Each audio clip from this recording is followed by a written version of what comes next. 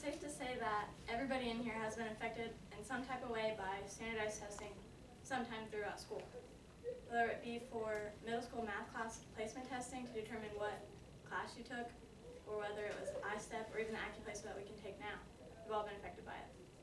And if we're one of the 66% of high school students who further their education into college, we're one of many who are greatly affected by SAT and ACT standardized testing, which is what I'm going to focus on today.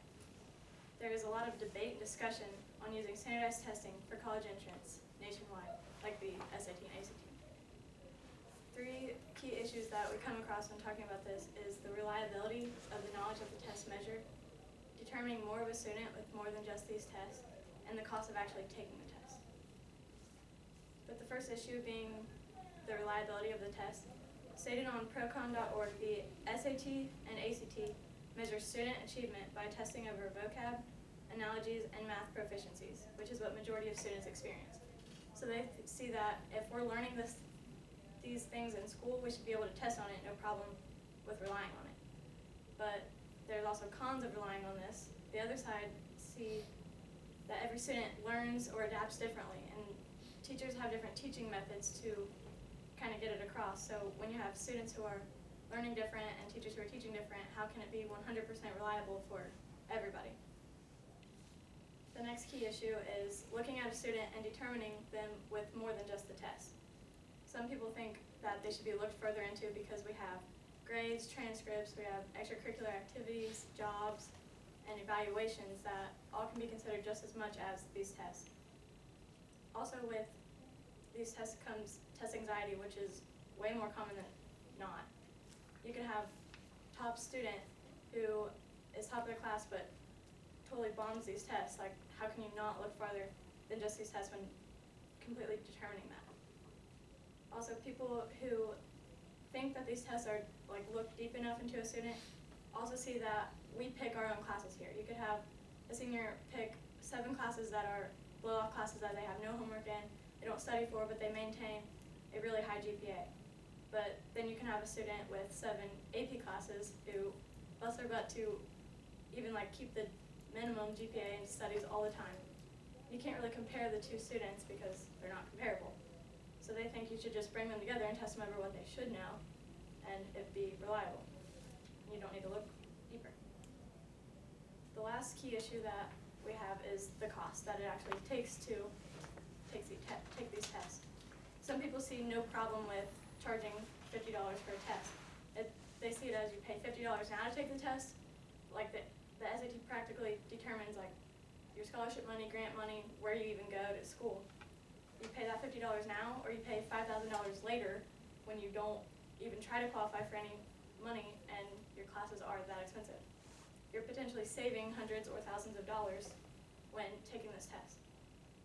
Also, with the pro of this, free and reduced lunch, people who qualify for that also can qualify for one SAT waiver and one ACT waiver. You can take one of those each year for free, so that helps when you're struggling with money too. Cons of such a high pricing also comes with most of these students are taking this for college, for scholarships, stuff like that, and they generally rely on their parents because they have jobs or other things that they're trying to do to also help them with college. But their parents don't really find it a priority because it's not technically required, but it is definitely implied. So parents can also kind of help or be a problem when it comes to cost. After hearing both pros and cons of the reliability of the knowledge of these tests measure, determining more of a student with more than just these tests, and the cost of actually taking the test, everyone can take a stance on kind of where they stand with standardized testing. So I encourage everybody to make their own opinions.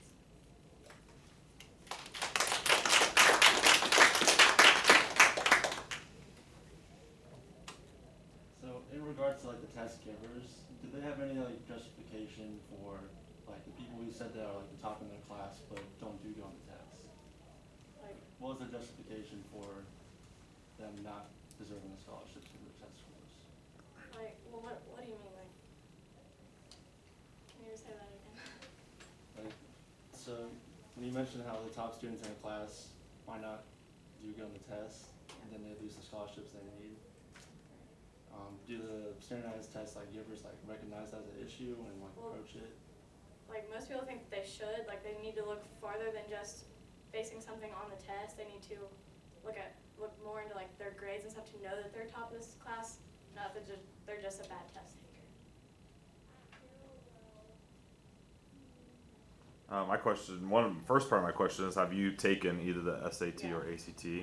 And do you feel that they are an accurate representation of your ability? For me, no, I don't. But I know a lot of people that do like them, but personally I don't. You mentioned testing anxiety. Is that something that an individual decides that they have, or is it honestly like a medical disorder that they can detect? I think it could probably go both ways, but for the most part, probably your self-determination.